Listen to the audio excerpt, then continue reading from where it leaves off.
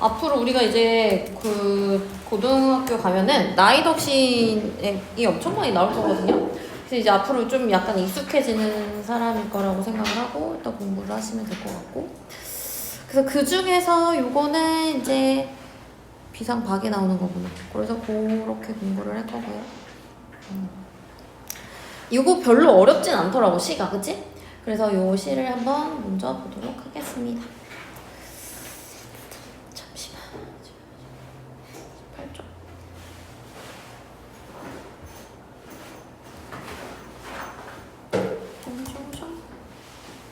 너네 다 동상고 갈 거냐? 그럴 거지? 오케이. 아무튼 그렇고요. 요거는 이제 우리가 이제 다 앞으로 계속해서 하겠지만 뭐 우리 다 아는 거지만 자유시, 서정시. 서정시는 뜻이 뭐라 그랬게? 정서를 담은 거, 그치? 정서가 들어가 있는 거. 그다음에 사색적이다, 성찰적이다, 고백적이다 모르는 단어 없을 거예요, 그죠? 성찰이라는 거 생각하는 거잖아, 내가, 그치? 그 다음에 제재가 산속 불빛이라는 거고요. 주제는 어려움을 겪는 이들에게 희망이 될 수 있다, 뭐 이런 거고. 도치법 모르는 사람 없을 거예요, 그치? 도치법 뭐게? 혜성이가 말해보세요. 도치법. 도치 뭐게? 바뀌었어, 맞아. 뭐가 바뀌었게? 뭐해? 뭐가 바뀌었게? 숑숑숑. 뭐가 바뀌었게? 야, 여기 앞에 개념 했냐 안 했냐? 도치법 있는데 했어 안 했어? 했지? 맨 앞에 있을 때 도치법 있잖아. 도치법 생각을 해봐. 여기 있잖아. 도치법 했어 안 했어? 여기 있잖아. 했지? 도치법 뭐였어? 일반적인 문자. 계열을 바꾸고. 오케이. 약간 그거예요. 뭐냐면 나는 너를 좋아해. 원래 이렇게 하지. 우리 한국의 어수는 그거예요. 그죠? 근데 어떻게 해? 어떻게 하는 거야? 나는 좋아해 너를 뒤로 빼버려. 왜 뒤로 빼게? 너네 연애 편지 안 써봤지? 왜 그렇게 하게? 너를 왜 뒤로 빼게? 강조야. 널 강조하려고. 너를 너무 좋아한다는 걸 강조하려고. 그래서 도치법을 이용해요. 그럼 뒤로 뭔가를 뺄 거예요. 우리 어순에 맞게 주어, 목적어, 소수로 이렇게 가야 되는데 한국어는 목적어를 뒤로 뺀다거나 하면 어떻게 강조할 수 있는 의미가 된다. 그래서 도치법을 사용한다? 그러면 의미가 강조도 당연히 따라오는 거야. 뭔 말인지 알아? 얘가 그냥 같은 말이야. 도치법 사용하면 의미 강조가 당연히 오는 겁니다. 그 다음에 대조적인 의미를 지닌 시어가 나올 거고요. 그거 때문에 뭐 여러 가지 있다 라고 보시면 됩니다. 이거는 다 우선 다시 한번 보도록 하겠습니다. 그래서 자, 한번 해볼게요. 자, 길을 잃어보지 않은 사람은 모르리라 이렇게 했어요. 자, 길을 잃는다는 거는 얘들아 봐봐. 어디 가다가 길을 잃었어. 이거 긍정이야, 부정이야? 부정이죠, 당연히. 그죠? 그래서 얘는 부정적인 의미로 사용을 한 거고요. 길을 잃어버리는 사람, 잃어보지 않은 사람. 그럼 무슨 말? 길을 잃어버렸다는 건 뭔가 시련이나 절망 이런 걸 겪어본 사람인데 그렇지 못한 사람은 모를 거래요. 자, 여기 위에다 뭐라고 쓸 거냐면 시련이나 절망을 겪어보지 않는 사람.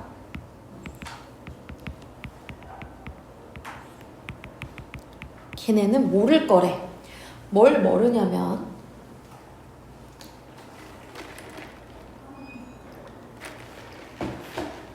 터덜거리며 걸어간 길 끝에 멀리서 밝혀져 오는 불빛의 따뜻함을 그랬어요. 자, 불빛 긍정이야, 부정이야? 긍정이죠? 긍정이니까 동그라미 할 거예요. 긍정한 시어엔 우리 이제 동그라미 할 거예요. 지금 봐. 아까 전에 우리가 이 시에 대해서 조금 그 표를 보고 왔을 때는 뭐라고 했냐면 대조적인 시어가 나온다고 했거든. 그래서 긍정적인 시어 동그라미 하고 부정적인 시어 세모 할 거예요. 그럼 두 개는 뭐야? 대조라는 느낌이야. 얘는 부정이고 얘는 긍정으로 표시할 거예요. 그러면 이 불빛의 따뜻함은 이라고 했을 때 이 불빛은 뭐래? 희망적이고 길을 잃어버리는 사람한테 불빛을 주기 때문에 희망적이고 위안을 주고 위로를 주는 존재라고 보시면 됩니다. 약간 긍정. 자, 그 다음에 여기 1년에서 봤을 때 모르리라 따뜻함을 목적어 밑으로 빠졌지? 이거 무슨 법이라 했어 아까? 그래, 이게 도치. 좋습니다. 도치법. 도치법 사용하면 뭐라고? 의미 강조라고, 그지? 그 다음 밑으로 내려가. 막무가내 어둠 속에서. 자, 어둠 뭐야? 긍정이야, 부정이야? 당연히 부정세모. 그럼 봐. 아까 전에 위에서 불빛을 동그라미 했어. 얘네 둘이 대조가 되는 거죠? 이런 식으로. 어둠 속에서, 어둠이라는 거는 우리가 아까 전에 불빛은 희망, 위로, 위안 뭐 이런 거 했잖아. 어둠은 당연히 뭐겠어? 고난, 슬픔, 시련 같은 것들 속에서 누군가 맞잡을 손이 있대. 어둠 속에서 누가 손을 잡아줘. 내가 지금 어둡고 어려운데 손을 잡아준대. 얘 긍정이죠. 잡아준 손. 아이고 동그라미로 해야 되는데 슝 동그라미 슝슝슝슝 이렇게. 그럼 손을 잡아준다는 건 위로가 되어준다는 거고 힘이 되어준다는 거잖아. 힘이 되어주는 대상. 인간에 대한 얼마나 새로운 발견인지라고 해요. 자, 무슨 말이냐면 인간은 누군가한테, 그러니까 누가 맞잡아주는 그 사람은 누군가한테 위로와 위안이 될 수 있다. 그런 존재이다 라고 하는 거죠. 오케이. 그래서 그 다음 밑으로 내려가. 산속에서 밤을 맞아본 사람은 알리라. 밤 세모죠. 당연히 어둠이니까. 얘는 그러면 봐봐 얘들아. 산속에서 밤을 맞아본 사람 이거 뭔 말이야. 산속에서 왜 밤을 맞아? 산속에서 뭘 했기 때문에? 좋죠. 길을 잃었기 때문에 1년에서 나왔잖아. 그치? 길을 잃어버린 사람 이런 얘기가 나왔잖아. 그러니까 산속에서 밤을 맞았다는 의미는 뭐야? 길을 잃었다는 의미예요. 길을 잃어본 적 있는 사람. 길을 잃었다는 건 무슨 의미? 아까 전에? 길을 잃어. 시련 절망. 그렇지. 길을 잃었으니까 시련을 겪은 사람. 시련을 겪어본 사람은 알 거래요. 뭘 아냐면 그 산에 갇힌 작은 지붕들이 거대한 산줄기보다 얼마나 큰 힘으로 어깨를 감싸주는지 라고 했어. 주어가 뭐야? 작은 지붕이 어깨를 감싸준대. 작은 지붕 동그라미 세모. 긍정 부정? 긍정 동그라미. 얘는 뭘 해? 어깨를 감싸준대. 얘네는 그치? 그럼 얘는 뭐라 그래? 얘는 지금 이 지붕들은 산속의 공간인데요. 산속에 살아가는 소박한 사람들, 그 지붕에 거기 사는 사람들이 거기서 길을 잃은 시련을 막 겪어본 사람들에게 위로를 준다는 거죠. 왜냐면 어깨를 감싼다 얘들아 있잖아. 시 같은 걸 읽을 때 우리가 앞으로 계속 공부를 하겠지만 시를 읽을 땐 시가 짧고 함축적이기 때문에 한 줄 한 줄 한 단어 한 단어가 모두 다 의미가 있다라고 봐야 돼. 어깨를 감쌌다. 무슨 의미? 당연히 위로나 위안이죠.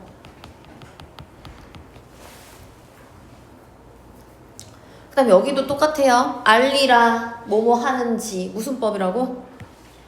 그래 좋아요. 도치. 그 다음 밑에 사연. 먼 곳의 불빛은 나그네를 쉬게 하는 것이 아니라 계속 걸어갈 수 있게 해준다는 것은, 그러니까 저 불빛이 아까 우리가 얘기했던 긍정의 저 불빛은 나그네를 쉬게 하는 게 아니라 계속 걸어가게 만들어준다래요. 그럼 이 나그네는 일단 뭐냐면, 나그네는 힘든 삶을 겪는 사람이잖아. 지금 계속 나아가는 사람. 힘든 삶의 역경을 지니는 존재. 그 다음에 쉬게 하는 것은 얘들아 뭐냐면 일단 잠깐 쉬는 건 우리한테 도움이 안 된다 이 말이 여기서 하는 말은. 그러니까 약간 일시적으로 편안하게 만들어주는 것으로 편안하게 해주는 것. 이게 중요한 게 아니라 뭐가 중요하다? 계속 걸어갈 수 있게 해준다. 자, 계속 움직일 수 있게, 계속 걸어갈 수 있게 뭘 줘? 희망과 힘을 줘.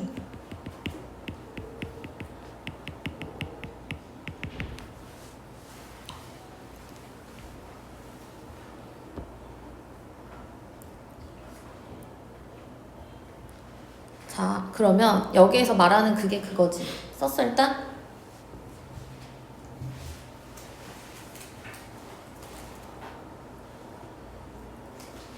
됐죠? 자, 여기에서 얘들아 그래서 말하고자 하는 게 뭐야? 불빛이 뭘 준다? 사람에게 희망과 위로와 그런 것들을 준다. 그치? 어둠 속에서 견딜 수 있게 해준다. 라는 거예요. 그리고 조금 더 딥하게 보면 이건 지금 구조가 어떻게 되어 있냐면 경험과 깨달음의 구조가 되어 있다라고 보는데 무슨 경험이냐면 길을 잃어버린 경험을 통해서 깨달음을 주는 거야. 아, 그 어둠 속에서 누군가 나를 도와주는 힘이 되어주는 대상이 있다는 게 얼마나 좋은 건지. 그 다음에 여기도 밤을 맞아 봤더니 아, 그 불빛이 얼마나 우리에게 그런 게 주는지 이렇게 되는 거거든. 그럼 어떻게 되는 거냐면 1년이 경험과 이게 지금 경험을 주고 깨달음의 구조야. 경험이 있고 깨달음이 있어. 그 다음 여기도 경험이 있고 깨달음이 있어. 경험과 깨달음의 구조로 되어 있다를 보시면 돼요. 이렇게 경험과 깨달음의 구조로 이루어져 있다.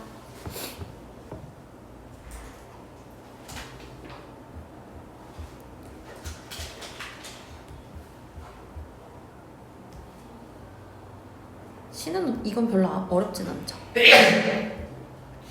아무튼 그래서 이런 구조로 되어 있고요. 다시 보면 아까 전에 얘기했듯이 시연은 불빛, 어둠, 나그네 뭐 이런 것들 있었는데 불빛, 희망, 위안, 의지, 어둠, 고난, 슬픔 이런 것들, 나그네, 어려운 처지에 놓인 존재 이렇게 보시면 되고 여기 이런 건 앞으로 할 때도 대조적인 시어 이런 것 나올 때 꼭 알아두셔야 됩니다. 긍정적인 거 불빛, 소은, 지붕 이런 것들, 어둠, 밤, 어둠 이런 게 이제 부정적인 의미로 되어 있고 그 다음에 이런 거 봐봐.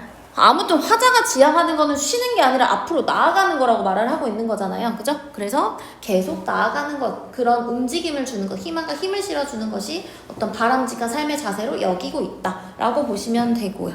여기는 문제 다 풀어오시고 뒤로 넘길게요. 여기는 별표, 큰 별표 3개 하세요. 이거는 고1 되면 무조건 나오는, 이거 근데 우리 언제 했었나? 중학교 때 이거 했었나? 안 했지? 이거 무조건 나올 거거든요. 그래서 좀 중요하고. 그 다음에 우리가 백석이라는 시인에게도 좀 공부를 해야 돼. 백석 시인 무조건 많이 나오거든. 백석 얼굴 본 적 있나? 잘생긴 사람. 맞아, 잘생긴 사람. 이 사람 잘생겼는데 그렇게 잘생기기도 하고 머리 막 폭탄머리 막 이렇게. 그 다음에 근데 이게 있었다. 이 사람은 북한의 사람이기 때문에 중간까지는 이 시가 막 교과서에 실리지를 못했거든요. 근데 그 이후에 막 아무튼 작품이 좋은 게 많기 때문에 막 실리면서 여러 가지 이제 작품들이 막 모의고사에서도 많이 나오고 막 그래요. 그래서 조금 어려운 게 뭐냐면 북한에 살기 때문에 평안도 사투리를 써. 시에도 그런 게 자꾸 나와. 그러니까 자꾸 뭔가 이제 우리가 이제 그냥 읽어도 시가 어려운데 자꾸 그런 뭔가 이제 사투리 같은 게 나오고 그쪽 정서가 나오고 막 이래요. 그래서 조금 더 어려울 수 있어. 근데 여기서는 이수라는 그냥 너무 고등학교 1학년 때는 무조건 알아야 되는 엄청 중요한 시기 때문에 이걸 알아주시면 돼요. 그럼 우리가 수라라는 말 들어봤나? 아수라장 들어봤어요? 아수라장? 아수라 들어봤어요? 안 들어봤어요? 아수라장? 야 여기 왜 이렇게 아수라장이야? 그럼 무슨 말이야? 난장판이라는 거죠? 맞아요 그죠? 그래서 거기 있는 수라를 따온 거거든요.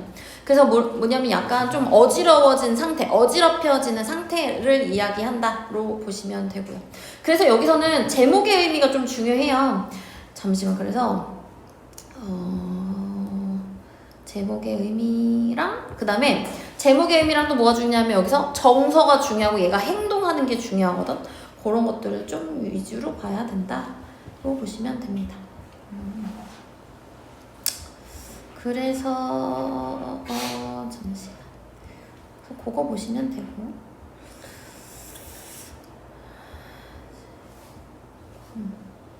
수라.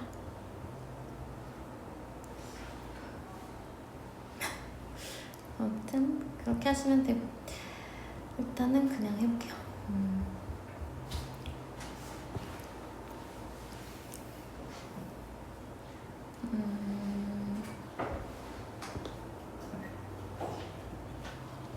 제목의 의미 아무튼 그래서 약간 아수라장이라는 의미 그거 좀 중요하고 그다음에 여기서 이제 그거 뭐가 있냐면 이 사람이 아무튼 지금 이 시대적 배경으로 봤을 때는 우리가 이제 그 일제강점기 시대가 나오거든요. 그렇기 때문에 이제 가족 공통체가 해체가 될 수밖에 없는 시대적 상황이 나오는 거야.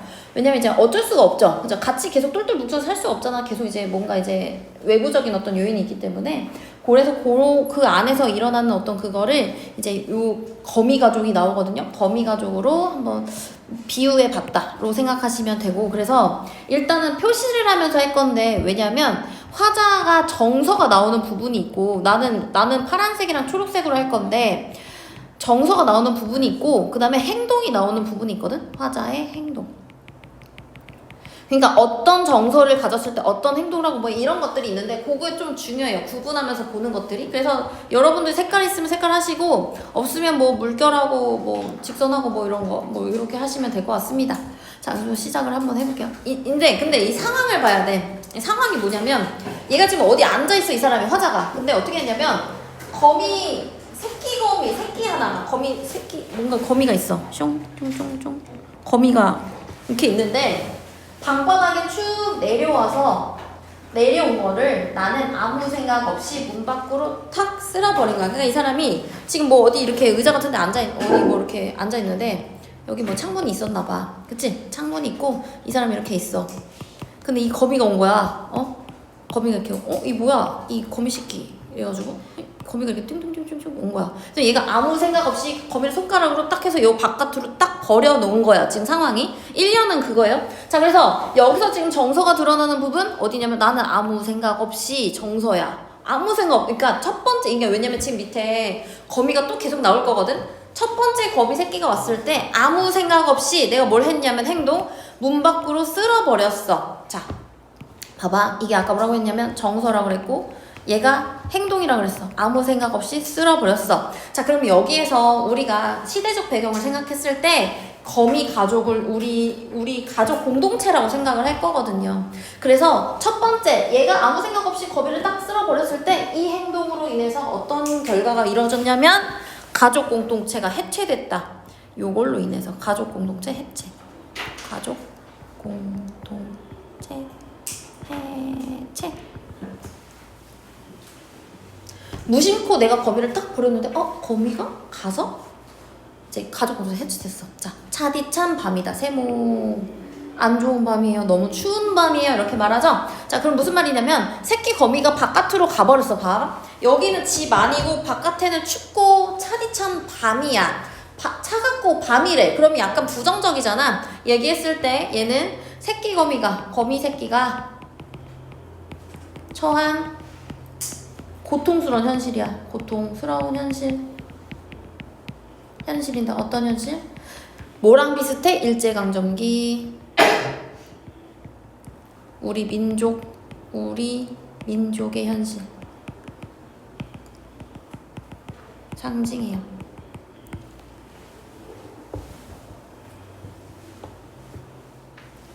자, 봤어? 거미 새끼 한 마리 바깥으로 버렸지. 아무 생각 없이. 그 다음에 뭐가 있냐면, 어느샌가. 이런 거에 뭐냐면 평안도 사투리가 이렇게 나오는 거. 어느샌가. 새끼 거미 쓸려나간 곳에 큰 거미가 왔대요. 자, 그러니까 내가 지금 이 조그만 거미를 지금 바깥으로 버렸잖아. 근데 그러고 나서 좀 있다 보니까 조금 큰 거미가 온 거야.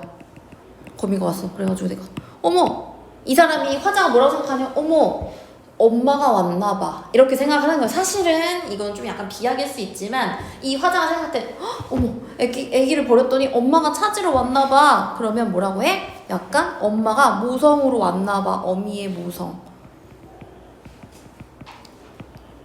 아까 걔 엄마가 왔나 봐. 라고 해. 그랬더니 내가 어때? 심정이? 나는 가슴이 짜릿하다. 숑. 요게 정서. 왜 짜릿하냐면, 얘가 지금 엄마가 왔다고 생각하기 때문에 아기를 내가 버린 걸 모르고 엄마가 아기를 찾으러 왔구나 라고 해서 얘는 지금 마음이 어떻게 되냐면, 약간 죄책감이 들고요. 미안해. 연민이 들고. 그래서 여기서 또 알아야 되는 거, 나는 가슴이 짜릿하다. 직설적인 표현이야. 직설적 감정 표현이야.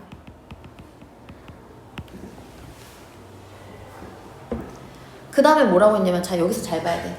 애기 거미 버리고 나서 엄마 거미가 왔단 말이야. 근데 엄마 거미를 또 어떻게 해? 문 밖으로 또 쓸어 버려. 왜 그런지 생각해야 돼. 왜? 찬바퀴라도, 밖에는 아까 차디찬 밤이라고 했잖아. 엄청 안 좋고 고통스러운 그런 현실이라도 그럴지라도 밖엔 누가 있어? 아기가 있어. 새끼 검이 있는 대로 가라고 하면 서러워한다 이러는 거야. 그러면 봐봐. 행동은 똑같이 바깥으로 보려는데 의도가 다른 거야. 첫 번째는 아무 생각 없이. 근데 엄마가 왔을 때는 왜? 아기 만나세요 이렇게 보낸 거야. 아기라도 만나 이렇게 하면서 보낸 거거든. 자 그럼 여기 나는 또 거미를 쓸어 문 밖으로 버렸대. 자 그럼 여기 행동이죠. 행동. 초록색 문 밖으로 버려. 왜? 이유는 뭐야? 찬 밖이라도 새끼 있는 대로 가라고. 그러면 뭐야? 만나기를 바라는 거지. 새끼 거미 만나기를 바라는 거야. 만나기를 바람. 찬 밖이라도 밖에는 차가워요. 그럼 공간적 배경이긴 한데 약간 춥고 안 좋은 현실이야. 찬박 세모. 공간적 배경, 힘든 현실. 밖에는 춥고 힘들겠지만 그래도 밖에 누가 있으니까? 애기 거미가 있으니까 엄마 거기 가서 애기라도 만나세요 라고 해. 그러면 새끼 있는 대로 가라고 하면 서러워한다. 자 서러워한다. 정서니까 파란 색깔. 정서. 서러워해요. 정서야 이것도. 새끼 있는 대로 가라고 했어. 그러면 이것도 여기 뭐야? 자비, 연민, 동정.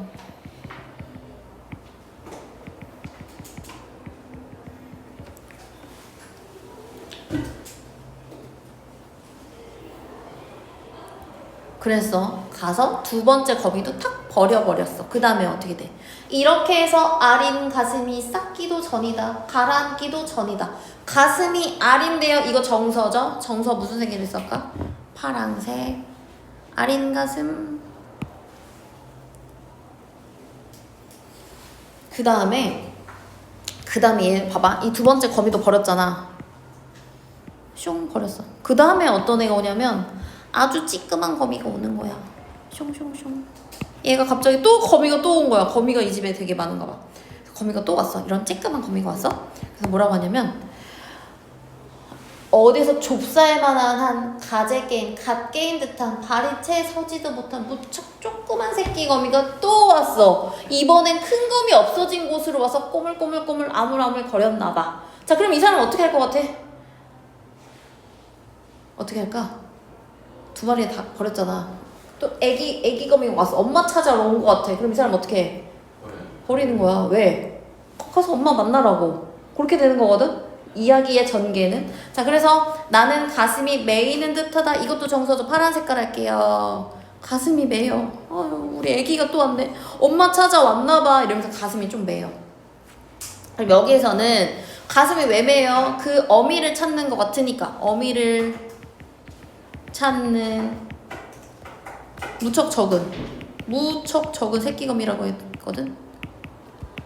새끼거미에 대한 뭐게? 미안함, 안타까움. 미안함, 안타까움. 아이고 엄마 찾으러 왔나보다 애기가. 이렇게 생각해요. 그 다음 내 손에 오르기라도 하라고 나는 손을 내어미나. 왜? 이렇게 여기도 한번 올라와봐 이렇게 하면서 애기한테 이렇게 했어. 근데 분명히 울고불고 할 이 작은 것은 이 작은 건 뭐야? 새끼거미 말하는 거죠? 새끼거미, 조그만 거미. 나를 뭐라 그래?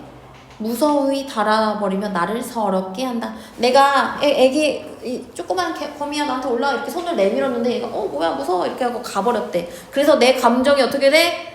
서러워졌어. 나는 이 작은 것을 고이 보드라운 종이에 받아. 있잖아 앞으로도 이런 거 많이 나올 거거든. 막 고이 보드라운 무슨 뭐 이렇게 막 이런 거 나오면 다 뭐야? 약간 정성스러운 태도, 배려하는 태도 이런 식으로 알아줘야 돼. 여기 정성, 배려. 문 밖으로 또 버렸대. 자 우리 아까 상상한 그대로지. 또 문 밖으로 버렸어. 왜? 문 밖엔 뭐가 있기 때문에. 그렇지. 자 여기 위에다 쓸 거예요. 문밖. 이 문밖 중요해요. 문밖은 아까 차디찬 밤이라고 했거든. 되게 힘들고 차가운 밤이야.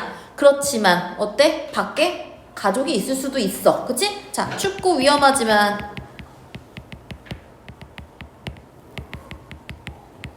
가족이 다시 만날 수 있는 공간. 그래서 이 문박 이런 것도 많이 나와 시험에. 그 다음 이것이 엄마와 누나와 형이 가까이 이것에 걱정을 하며 이따가 쉬 만나기라도 했으면 좋으련만 하고 슬퍼한다. 자, 슬퍼 감정이에요. 또 감정. 이거 파란색이지. 감정 파란색. 자, 그 다음에 이것이 엄마 누나 이렇게 만났으면 좋으련만 여기까지. 일단은 엄마랑 누나랑 뭐 형 이렇게 말하는 거 사실 의인화죠. 거미 의인화예요. 거미 의인화.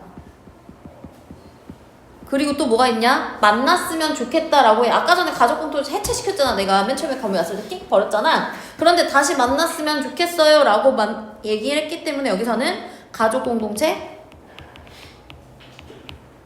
회복 염원이라고 쓰세요.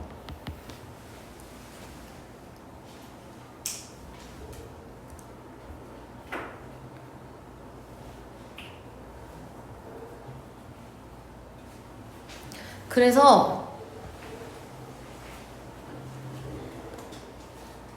이게 사실은 우리 너네도 이제 중학교 때 또 많이 공부를 해봤겠지만 약간 이렇게 디테일하게 들어가면 좀 어렵고요. 그 다음에 이게 되게 쉬운 것 같으면서도 조금 이제 깊숙이 알면 알수록 조금 어려워. 그러니까 이게 이 정서대로 했던 행동을 이렇게 같이 계속 문 밖으로 버리는 건 동일한 행동 반복이긴 하지만 첫 번째 행동이랑 두 번째 행동, 세 번째 행동이 좀 의도가 다른 거 이런 거 좀 캐치하셔야 되고 정서 다르게 가는 건 무조건 알아야 되고 이런 거는 숑숑숑숑 그치? 맨 처음에 아무 생각 없이 버렸지만 나중에 짜릿하고 뭐 서러워하고 아린맛은 뭐 매이고 서럽고 이렇게 슬퍼하는 것까지 그 다음에 여기서 내 행동으로 인해 가족 공통체 해체됐지만 나는 끝에 어떻게 돼? 다시 버리면서 회복을 염원한다 라는 거 알아주시면 되고 그 다음에 뭐 그런 것들 알면 된다. 그 다음에 문 밖의 의미 중요한 거 알아주시면 되고 그런 식으로 알아주시면 된다. 아무튼 거미 세 마리가 왔던 거야. 작은 조그만 거 엄마 그 다음에 제일 애기 같은 거 이렇게 세 마리 와도 다 버린 거야. 그치? 만났으면 좋겠으니까 그렇게 생각하시면 되고 여기 옆에 날개 부분 살짝 볼게요. 그래서 얘는 자유시고 서정시고 서사적이라는 게 무슨 말이게? 서사적 얘들아 서사 뭐게 서사 그래 이야기잖아. 너 옛날에 있잖아 너네는 안 보겠지만 뭐지? 아씨 고현정 나온 거 그거 드라마 보더라? 네. 고현정이 미시리로 나온 거 너네 모르지? 그거 뭐더라? 하여튼 뭐 그런 거 보면은 옛날에 사극 보면은 엄청 길단 말이야. 막 60부작 막 이런단 말이야. 그러면 그런 걸 뭐라면 대서사시 이러잖아. 그래서 이 서사적이라는 거는 시에서 이게 원래 서정갈래예요. 근데 시를 서정갈래라고 하는데 서사적이라고 하는 건 약간 이야기 같은 이야기가 들어가 있잖아. 그리고 지금 아까 전에 선생님이 얘기했듯이 뭔가 이야기적으로 꾸며냈잖아. 이야기로 설명했잖아. 그런 식으로 뭔가 이야기의 느낌이 들어가 있다. 서사적. 상징적이고. 그 다음에 거미가족의 헤어짐이 제재고요. 그 다음에 가족 붕괴에 대한 뭐 안타까움, 슬픔. 그 다음에 의나 아까 얘기했던 거 정서가 점층적으로 심화된다. 그 다음에 맨 처음에 아까 전에 무심하게 아무 생각 없이 쓸어버린 다음에 짜릿한 서러움 이런 거지. 그래서 아무튼 행동 반복과 정서의 변화 그거 알아두셔야 되고 그 다음에 아까 다 한 거지만 차디찬밤은 아까 전에 뭐 밖에 현실, 추운 현실, 시련과 고난 문밖 춥지만 다시 만날 수 있는 곳이다 라고 보시면 되고 그 다음에 여기도 별표 하나 할게요. 왜냐면 지금 우리 이수라 씨는 진짜 1학년 때 무조건 나오는 시인데 고1 되면 제목의 의미, 아까 전에 얘기했던 그 시어의 그런 것도 나오지만 그 정서 그런 것도 알아야 되고 그래서 그런 거 중에서 수라라는 아까 아수라장의 그 수라처럼 혼란한 상태 그 다음에 그런 자체를 비유하는 말이다. 그래서 우리가 그때 막 가족 공통체 해체되고 그런 일제강점기의 어떤 그런 상태를 수라라고 표현한 것이다 라고 하면서 보시면 됩니다. 제목의 의미도 참 중요합니다. 그 다음에 나는 그걸로 갈 거야. 우리 7시까지 하는 거지? 네. 좋아. 나는 저기로 갈 거야. 이거 두 개는 문제는 다 집에서 풀어보세요. 저기 뭐야? 어디더라? 36.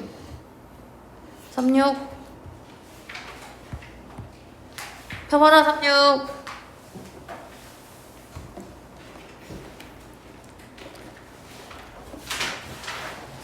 우리 소설에 대해서 너네 다 아는 거니까 간단하게 설명하고 바로 저기로 넘어갈 거야. 바로 내용. 소설의 3요소 이제는 다 알죠? 주제 구성 문체. 그지? 소설 구성의 3요소. 그러니까 소설의 3요소는 요건데 우리가 맨날 아는 인물 사건 배경은 여기 안에 들어가 있는 거야. 이 구성의 3요소가 되는 거야. 이걸 이제 좀 알아야 돼. 그러니까 소설의 3요소는 일단 이거지만 소설 구성의 3요소가 우리가 맨날 말하는 인물, 사건, 배경이 들어가는 거거든. 뭔 말인지 알지? 요거 좀 구분해서 알아주시면 되고 이거 뭐 안 했고 모르는 건 없을 것 같아서 이거 한번 읽어보시면 될 것 같아요. 그 다음에 직접 제시, 간접 제시 이런 것도 너무 그냥 저기 쉬워. 그냥 직접 제시는 뭐야? 그냥 직접적으로 딱 꽂아주는 거지. 얘 성격은 착하다. 뭐 얘는 용기 있다. 이렇게 말하는 거고 간접 제시는 어떻게 해? 용감한 행동이나 대사를 보여줌으로써 아 얘가 좀 용감한 애구나 이렇게 알아듣게 만드는 간접적 제시라고 보시면 되고요. 우리 뭐 다 아는 거라. 그 다음에 갈등도 너무 많이 했어. 그치? 갈등도. 인물과 내적 갈등 너무 잘 알 것이고 외적 갈등 중에서 이렇게 여러 가지 나와 있는데 인물과 인물의 갈등 뭐 이거 너무 쉽고 그치? 그 다음에 인물과 사회의 갈등은 주로 예를 들어 많이 나오는 게 뭐게? 홍길동전이에요. 우리 홍길동전 읽어봤나요? 홍길동이 엄마랑 아빠랑 신분 차이가 있잖아. 그래갖고 애가 너무 잘났는데 그거를 시험을 못 보러 가잖아. 왜? 엄마가 이제 약간 좀 그래가지고 그 핏줄이 좀 그래가지고 그래서 얘가 나중에 어떻게 되는 거야? 얘들아? 율도국에 가서 너 이 책 읽었냐 안 읽었냐? 모르지 이거 내용. 네. 아하 고전도 이제 좀 해야 돼요. 고전이 좀 어려요. 응? 아무튼 적소차별 이거 뭔 말인지 알아? 적자와 서자 이거 뭔 말인지 알아? 제가 이제 뭐게? 적자 뭐게 문준영? 손흥민이에요. 뭐? 뭐라고? 준영아 근데 준서 시험 왜 이렇게 못 봤냐? 준서 공부 안 하냐? 준서가 시험 보고서 나한테 형 시험 잘 봤어요? 이러는 거야. 그래서 형 잘 봤어. 그러고서 준서 거를 채점하는데 준서 공부 안 한. 형아 잡돌이 좀 해라. 이제 2학기 때 시험 있는데 준서 어떡하냐. 아무튼 이 얘기가 홍길동전이 나오는 거야. 그래서 인물과 인물이 아니고 여기로 가야 되는구나. 잠깐만 잘못 썼네. 여기로 가야지. 사회의 갈등. 그러니까 뭔가 그런 사회적인 어떤 내가 너무 잘났음에도 불구하고 내가 나서지 못하는 그런 거에 대한 갈등이 들어간다. 인물과 운명의 갈등. 이거 사실 너네는 잘 모르지만 뭐 영마라는 작품이 있거든요. 근데 고전 중에 그런 게 좀 재밌는 게 있어. 고전은 약간 어떤 여자랑 사랑에 빠졌거든? 근데 그 여자가 이모인 거야. 이모인 줄 모르고 사랑에 빠진 거야. 약간 이런 그게 영마라는 게 있거든요. 근데 얘들아 역마살 들어봤어? 역마살이 뭔 말이게? 너 역마살이 있다 이런 거 뭔 말인지 알아? 알아 몰라? 박수호 역마살 알아 몰라? 몰라? 역마살이 있다라고 하면 뭐냐면 한 사람이 한 군데에 못 있고 계속 돌아다니는 거 있지. 약간 그런 걸 역마살이 있다라고 해요. 근데 이 작품의 역마라는 작품도 그 사람이 역마살이 있다라고 하는 거거든. 그래가지고 내가 사랑하는 사람이 이모였잖아. 이모 좀 이상해. 옛날에 그런 게 많아. 이렇게 뭐 이렇게 길이 그래서 몇 갈래 길이 있었는데 이모 내가 사랑하는 뭐 개연이었나? 그 사람이 이쪽 길로 갔어. 그랬더니 나는 역마살이 있으니까 이모를 등지고 이쪽으로 가야겠다. 뭐 이렇게 끝나는 게 있거든요. 그래서 운명과의 갈등이 있었지만 내가 운명을 순응하면서 내가 역마살이 있는 뭐 아무튼 반대로 간다. 뭐 이런 게 있었고. 인문과 자연의 갈등은 뭐가 있냐면 얘들아 노인과 바다 읽어봤어? 너네 노인과 바다는 꼭 읽어봤으면 좋겠어. 앞으로 어디 가서 좀 있어 보이는 척 하려면 노인과 바다를 좀 읽어보세요.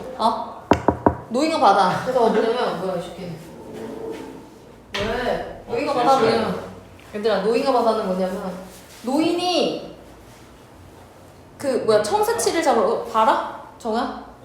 몰라 이제 바다에 가서 물고기 잡는 이야기인데 걔가 이제 그 대충 옛날에 그 바닷가에 살면 다 어부 일을 하면서 살았을 거 아니야. 근데 그 노인이 나이가 들면서 잘 못할 거 아니야. 이제 물고기 잘 못 잡아요. 그래가지고 막 사람들이 그 사람을 무시해. 그리고 내가 그 사람이 이제 그 사람 평생 그걸 했으니까 나가서 언젠가 이제 내가 좀 해봐야겠다라고 해서 혼자 막 나가거든. 나갔는데 엄청 큰 청새치를 잡았는데 혼자 배에서. 근데 표류를 하게 된 거야. 너무 멀리 가가지고. 그래서 이거 청새치를 이렇게 끌고 가. 밧줄로 뭐 이렇게 줄로 이렇게 매달아서 끌고 가는데 이 얘가 죽어서 피가 뚝뚝뚝뚝 떨어지니까 상어가 막 쫓아온단 말이야.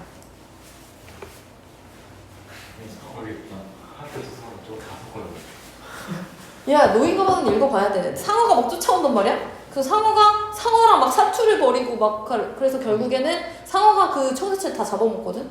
그래서 다시 돌아오고 막 이런 이야기가 있는데 꼭 읽어봤으면 좋겠어. 한번 읽어보세요. 그런 것들이 있다. 그래서 얘가 노인과 바다 이런 것들이 있고요.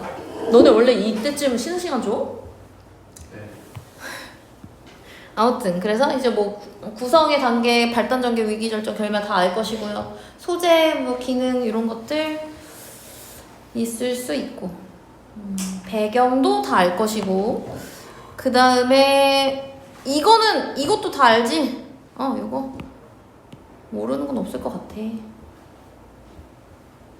그 다음에 요거는 한번 볼게요. 여기 한번 볼게요. 여기 몇 쪽이냐면 39쪽. 요건 좀 봐야 돼. 여기서는 애들이 이런 걸 잘 모르더라고. 여기 하나 별하고 알아두세요. 왜 안 되지?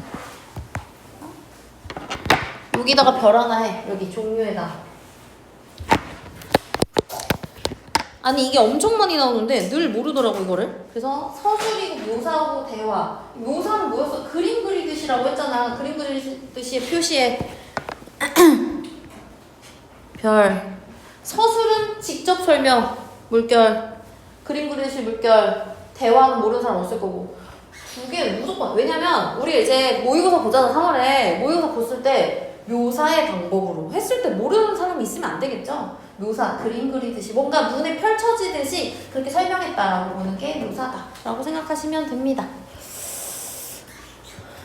그 다음에 우리도 잠깐 쉬자.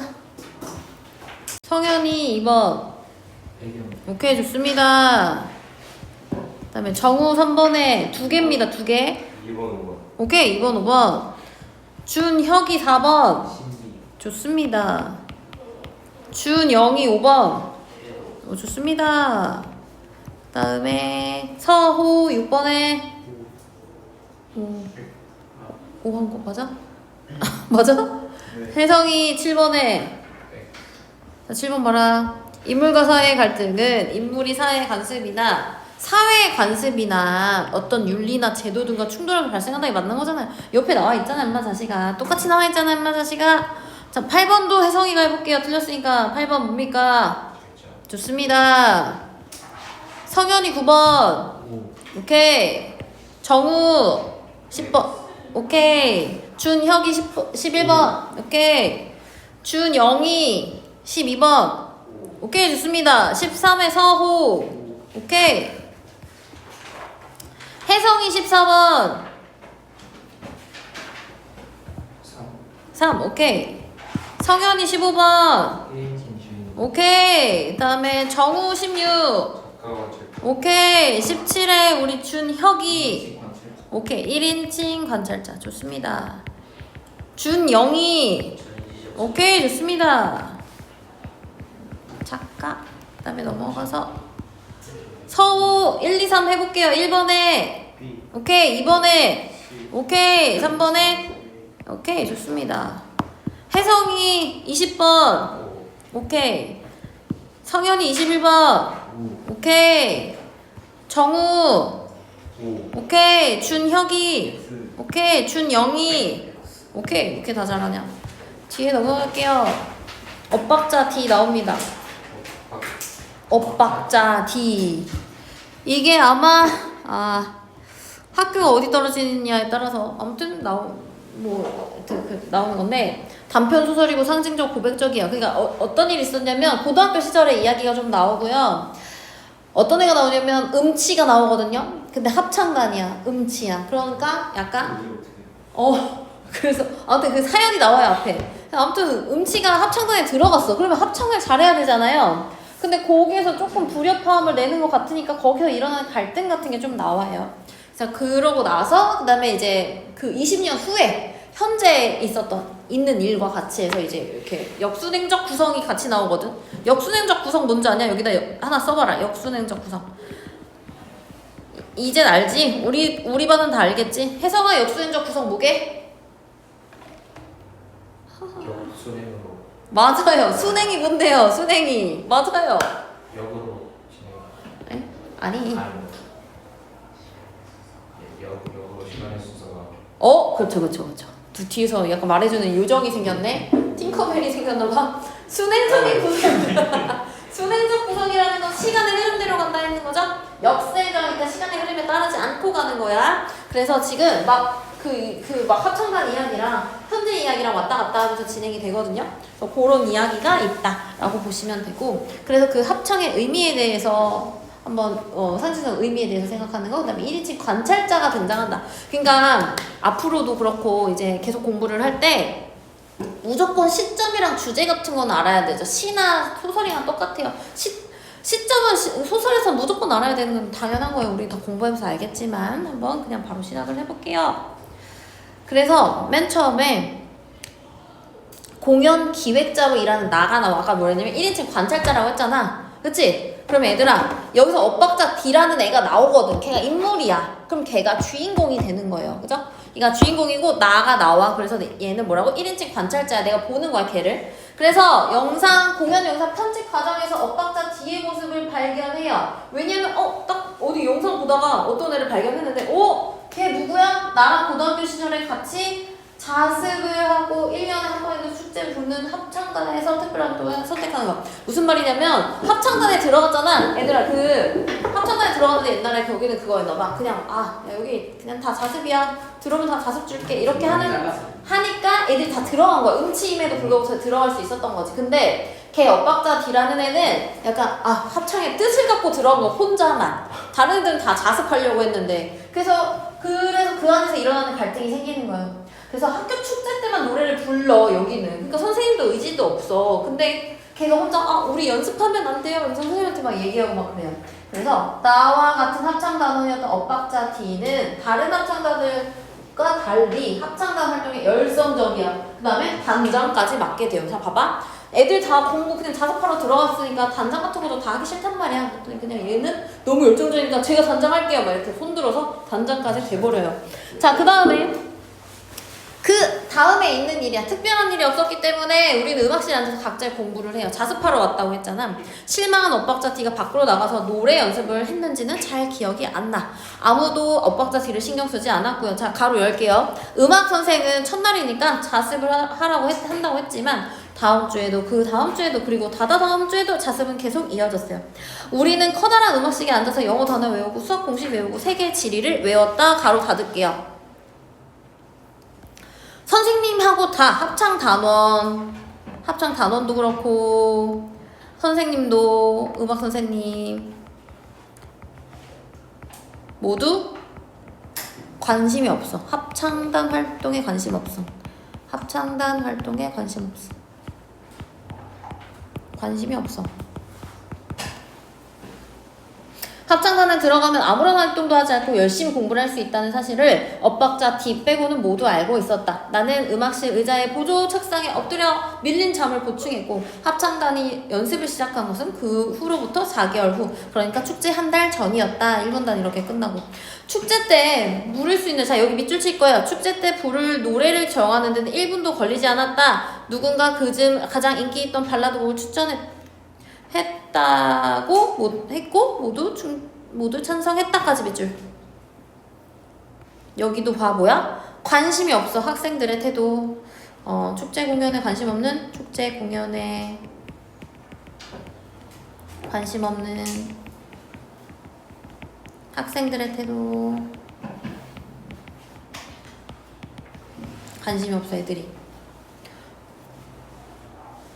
어떤 노래였는지 기억은 나지 않지만 합창을 하기에 적절하지 않은 노래였고 단순한 멜로디고 뭐 이런 노래를 여러 명이 불러야 되나 싶을 정도로 부르기 쉬운 노래였대요. 우리는 노래를 정한 후 다시 자습에 몰두했어. 그러니까 막 노래를 정하는 것도 별로 열정 없이 그냥 그거 하자 그냥 다 이렇게 한 거야.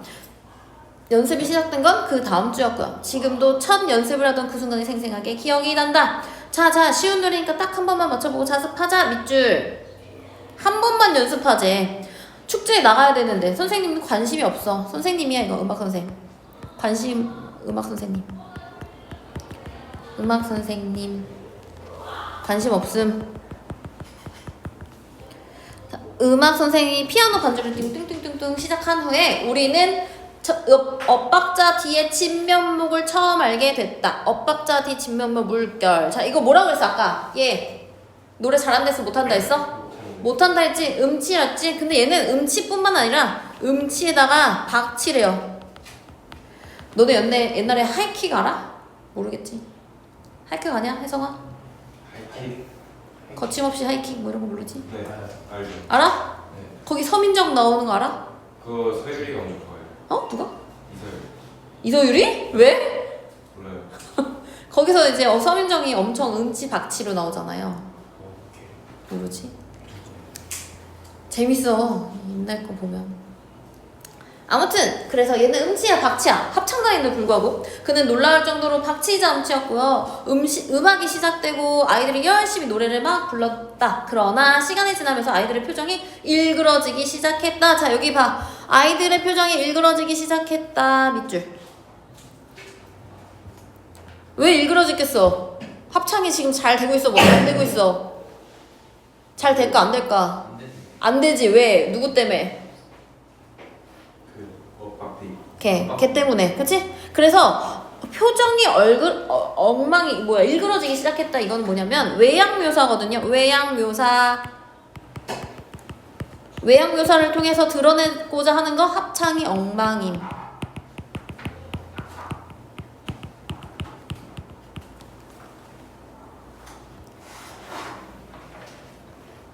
노래와 목소리 사이에 뭔가 불길한 기운이 꿈틀거리고 있었고요. 그 불길한 기운은 순식간에 아이들의 목소리를 집어삼켰다. 불길한 기운 밑줄. 자 무슨 얘기냐면 너네 합창 해봤어? 안 해봤지? 합창을 하면 옆에 사람 목소리가 들리니까 자꾸 그게 따라가게 되잖아. 근데 이 엄청나게 음치랑 박치가 옆에서 있으니까 그 사람 목소리를 계속 따라가면서 다른 애들도 다 노래를 못하게 됐다. 그 말이거든. 자 무슨 말이야? 엇박자 D 옆 밑에 쓰세요. 엇박자 D 의 목소리가 합창에 영향을 미침.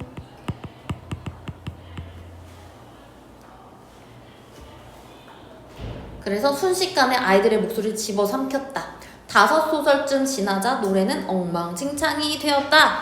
밑에 야 단장 이거 네 목소리 아니야? 아까 단장이 엇박자 D라고 그랬죠? 모두 멈추고 단장 혼자 불러봐 라고 했더니 혼자 불렀더니 어땠냐면 엇박자 뒤에 노래는 들어줄만 했다. 부드러운 느낌도 잘 살아있었고 박자도 이상하지 않았대요. 자 봐봐 여기 밑줄.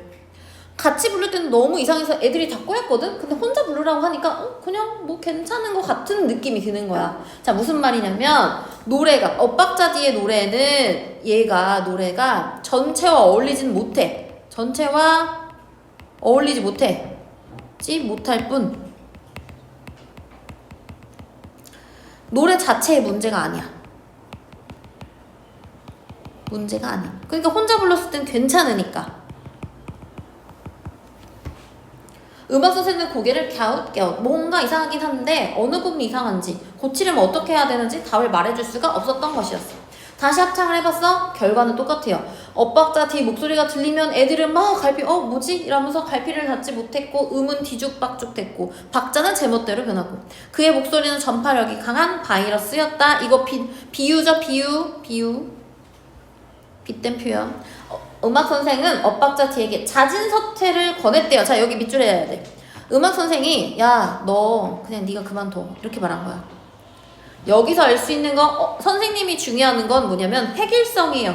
획일성을 강요했다 이렇게 써. 획일성 강요 5글자. 획일성 강요. 그러니까 뭐냐면 반대로 말하면 우리가 서로 다 각자 다름을 인정하지 않고 획일성을 강요했다는 거야. 다름 존중 X도 쓸까봐. 다름 존중 X. 축제 때 합창단에서 노래를 부를 것이라는 광고를 여러 곳에서 해두었다는 것이 이유였다. 좋아. 대신 넌 절대 소리 내지 마. 그냥 입만 뻥긋뻥긋 하는 거야. 이것도 똑같아요. 여기가 회계성 강요 다른 중 1이라면 얘가 2번입니다. 얘가.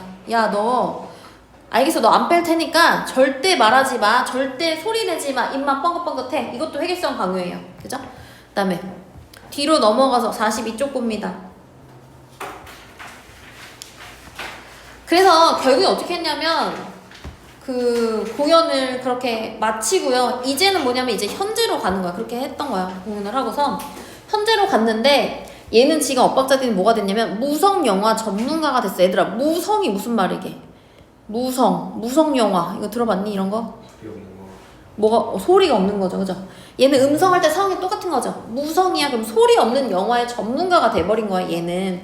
그 다음에 뭐 얘는 그렇게 됐고 자신이 기획하게 된 인기 밴드 더블 더빙 공연의 보조 기획자로 일할 것을 나에게 제안. 아까 이 나가 누구였냐면 1인칭 관찰자 시점이었잖아. 아까 걔한테 제안한 거예요. 우리 같이 한번 해볼래? 라고 했어. 그러니까 엇박자들이 조금 잘 나가게 됐어요. 그 안에 제안을 받아들인 나는 같이 공연을 준비하게 되고 그 다음에 어떻게 친구들 초대할까? 야, 너가 좀 초대해봐. 엇박자지가 이렇게 한 거야.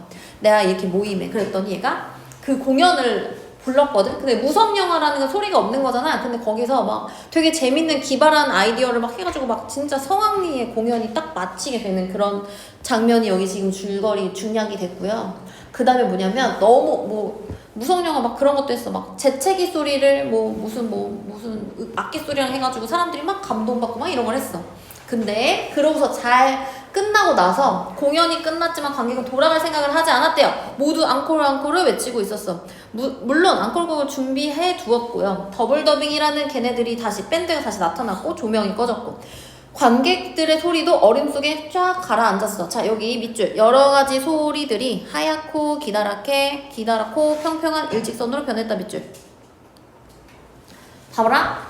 사람들이 소리가 조명이 꺼지고 소리가 착 없어지고 그런 어둠 속으로 가라앉은 모습을 하나의 기다랗고 평평한 일직선으로 변했다 이렇게 말했거든. 자, 여기에서 소리를 어떻게 표현한 거야? 시각적으로 표현한 거거든요. 시각적으로 묘사한 고요해진 무대의 모습. 소리가 기다랗고 평평한 일직선으로 변했다라고 하는 게 솔직히 그치? 시각적으로 표현했다. 소리를 시각적으로 표현했다. 어디선가 음악 소리가 들렸다. 음악 소리는 너무 작아서 거의 들리지 않았고요. 시나리오대로라면 그들의 최고의 히트곡을 연주할 차례였다. 뭔가 잘못된 게 틀림없었다. 자, 뭔가 잘못된 게 틀림없었다. 이거는 나의 생각이잖아. 나는 왜 잘못된 게 틀림없다고 생각했냐면 계획한 내용과 달라. 미리 계획한 공연 내용과 달라 당황. 뭐지? 그래서 당황했어.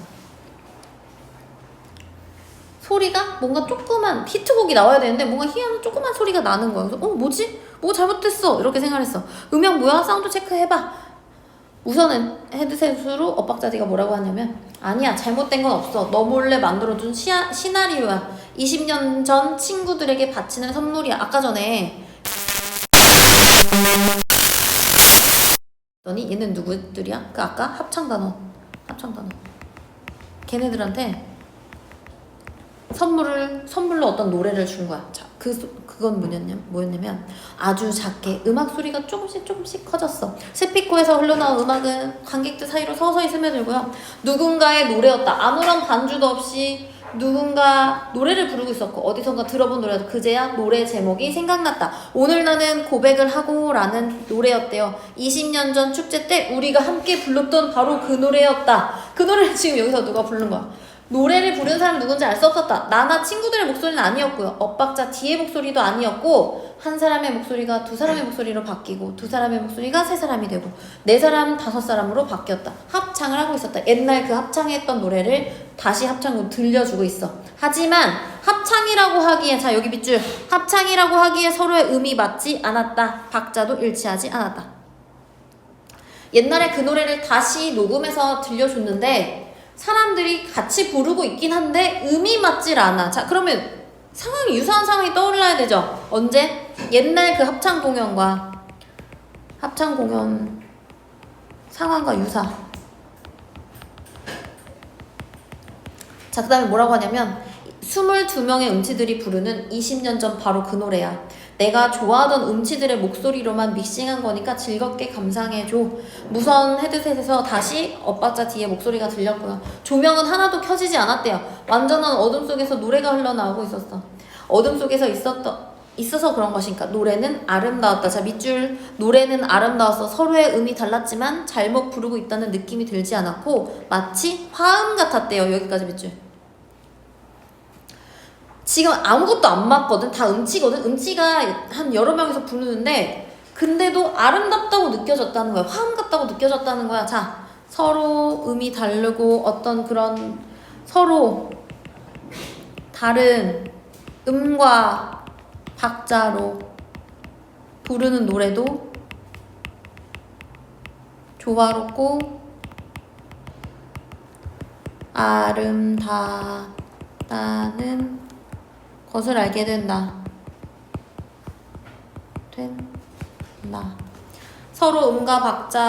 서로 다른 음과 박자로 부르는 노래도 조화롭고 아름답다는 것을 알게 된다.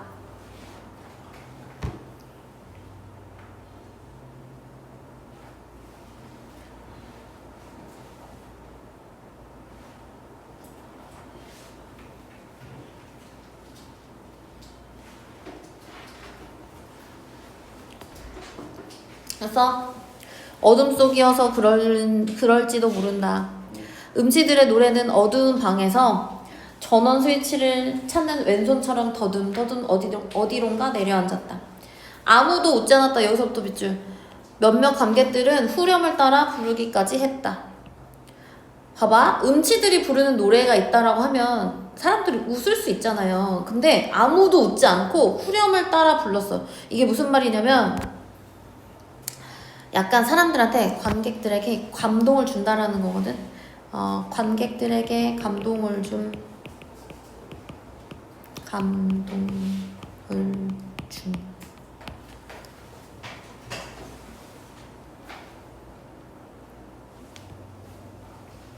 1절이 끝나자 피아노 소리가 들렸다. 그리고 조명이 탁 켜졌어. 그 다음에 더블더빙이 오늘 나는 고백을 하고의 간주를 연주했고 관객들의 박수가 터져나왔다. 몇몇은 휘파람을 불었고 누군가 브라보를 외쳤다. 음치들이 노래 2절이 시작되자 더블더빙이 다시 연주를 멈췄다. 악기를 연주하면 그들의 노래소리가 이상하게 들릴 것이 분명했다. 자, 여기도 밑줄. 22명의 노래가 절묘하게 어우러지는 이유는 아마도 엇박자 뒤의 리믹스 덕분일 것이다. 봐봐라. 22명 다 각자 다른 음을 부르고 있다 해서 박자도 다 다르다고 했거든. 왜 그래. 개인의 개성을 인정하는 거야. 인정하면서 서로 조화를 이루는 모습을 음악으로 표현함.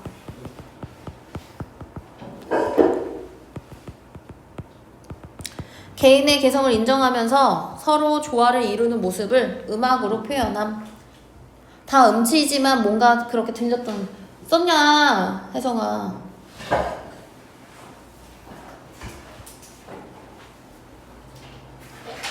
뭔 말인지 알지?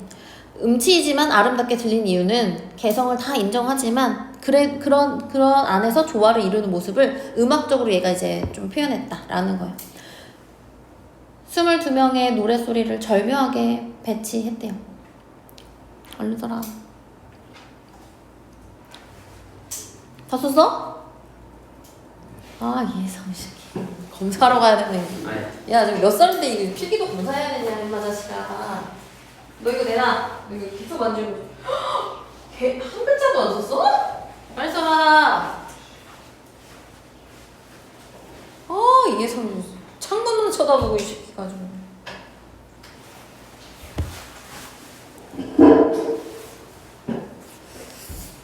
12명의 노래소리를 이혜성 필기 검사 먹고 가세요. 네? 필기 검사 먹고 가라고요. 아니 저. 아, 나머지- 이제부터 열심히 했어요. 아니 남아서 진짜. 다 쏘고 가세요. 노래소리를 절묘하게 배치했다. 목소리가 겹치지만 서로의 소리를 해치지 않았다. 왜 그래? 노래를 망치지 않았다. 앞자리에 앉은 친구의 얼굴에는 아득하게 흐려진 어떤 것을 추억하는 표정이 서려 있었고 그들은 모두 입을 벙긋거리며 노래를 따라 부르고 있었다. 나도 모르게 나 역시 노래를 따라 부르고 있었다. 오래된 노래였지만 가사가 모두 기억났고 20년 전과 달리 자 얘들아 여기 가로 열어 20년 전과 달리 이번에는 우리들이 립싱크를 하고 있었다. 자 봐봐. 우리 합창단원 할 때 나 립싱크에서 걔 엎었어 D 걔 노래 입만 뻥긋뻥긋 하라 했잖아. 그치? 근데 지금은 어때? 우리들이 립싱크를 하고 있었대. 음치들의 노랫소리에 맞게 우리는 입을 벙긋거렸다. 노래를 따라 부르긴 했지만 입 밖으로 소리는 내지 않았고 그저 입만 뻥긋뻥긋 거렸다. 다른 친구들도 모두 그러는 것 같았다. 가로 닫을 거예요. 자, 왜 이렇게 뻥긋뻥긋 거렸냐면 우리는 잘 모르겠지만 아직 잘 이해 안 되지만 엇박자 D에 대한 예의라고 합니다. 엇박자 D에 대한 예의를 표하기 위해 립싱크를 하는 친구들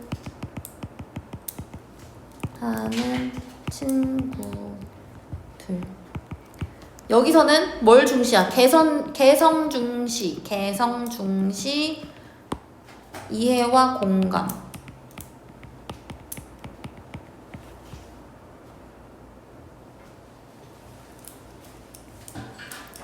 우리는 그것이 엇박자 D에 대한 예의라고 생각하고 있었다.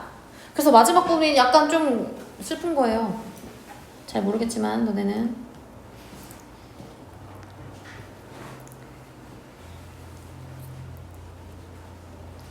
다리 떨지 마라 혜성아. 복 나간다 복 나가. 네. 너무 저긴가? 너무 꼰대 같나? 됐어? 자 그래서 여기 날개 부분에 있었던 거 살짝 다시 한번 보고 마무리하겠습니다. 서술 방식 효과 1인칭 관자자 시점이라고 그랬죠? 그러니까 뭐야? 그 사람의 심리는 안 나오잖아. 엇박자 뒤에 심리는 안 나오는 거라고 했잖아요. 그렇지? 그래서 객관적인 시각에서 서술한다 라는 게 나오고 그 다음에 나의 과거 회상이 나온다고 했지. 아까 역수행적 구성이라고 했고요. 그 다음에 엇박자 뒤에 학창 시절을 이해하도록 한다. 나의 시선을 통해서 공감할 수 있도록 한다 라는 부분이 나오고 그 다음에 엇박자 D는 약간 되게 열정적인 애였고 그 다음에 남들과 다른 음치와 박치. 근데 음악 선생님은 회계성을 강요했고 개성을 중시하지 않았다. 나는 전체 속에서 자신을 드러내기 꺼려내는 인물로 나왔었고요. 그 다음에 여기 보면 친구들이 립싱크를 한 이유. 이게 중요하죠. 별. 왜냐하면 옛날에는 선생님이 강압에 립싱크를 해야만 했는데 지금은 어때? 예의라고 했지. 예의를 표시하는 의미로 립싱크를 했다라고 하는 부분. 그 다음에 앙코르 공연의 의미. 자, 앙코르 공연이라고 했던 여기 부분 보면 22명의 음치들이 그때 그 불렀던 노래를 합창을 했는데 거기에서 일반적인 통일된 음을 내는 게 아니라 다 각각 음치들이 내는 거를 조화롭게 막 만들었다라고 했잖아요. 그래서 의미 차이와 다름이 아름답게 조화를 이룰 수 있음을 뜻한다. 그 다음에 차이와 다름에 대한 존중과 이해가 필요성을 강조한다. 이렇게 끝나는 겁니다. 그래서 요거는 얘들아 이번 이의개정 교과서에 실렸는데 너네들 만약에 올라와서 고등학교 올라와서 부교재로도 이런 게 나올 수 있거든요. 부교재는 선택하기 나름이라서 그래서 같이 알아두시면 좋습니다. 여기도 다 숙제로 해오시면 되고 오늘은 여기까지 하겠습니다.